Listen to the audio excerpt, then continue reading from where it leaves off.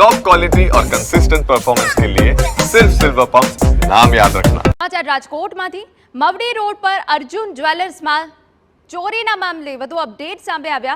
પોલીસે ચોરી કરનારા શોરૂમના એચઓડીની ધરપકડ કરી છે। આરોપી પાસેથી પોલીસે 4.57 લાખનો મુદ્દામાલ જપ્ત કર્યો। અન્ય 20.43 લાખથી વધુના દાગીના બીજા વેપારીને વેચી દીધાનો ખુલાસો। દેવું વધી જવાના કારણે આરોપીએ ચોરી કર્યાનું કબૂલ્યું। 25 લાખથી વધુના દાગીનાની ચોરી થઈ હોવાની ફરિયાદ થઈ હતી। 15 માર્ચે આરોપીએ શોરૂમમાંથી ચોરી કરી હતી। 24 મેએ સ્ટોક બાબતે ગણતરી હાથ ધરવામાં આવતા ચોરીનો ખુલાસો થયો। શોરૂમમાં ચોરીના સીસીટીવી પણ સામે આવ્યા। 2 વર્ષથી આરોપી અર્જુન જ્વેલર્સમાં એચઓડી તરીકે ફરજ બજાવતો। 15 એપ્રિલ 2024 થી 15 માર્ચ 2025 સુધીમાં શોરૂમમાંથી 25,62,000ની કિંમતના અલગ અલગ દાગીના ગાયબ થયા।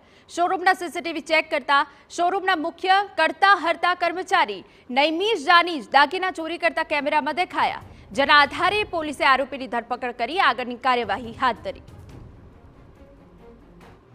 ને હાલમાં આરોપીને ગઈકાલે અટક કરેલ છે ને તેની પાસેથી 45 ગ્રામ જેટલું સોનું રિકવર કરેલ, અંદાજિત 5 લાખ રૂપિયાનું સોનું રિકવર કરેલ છે, દાગીના રિકવર કરેલ છે।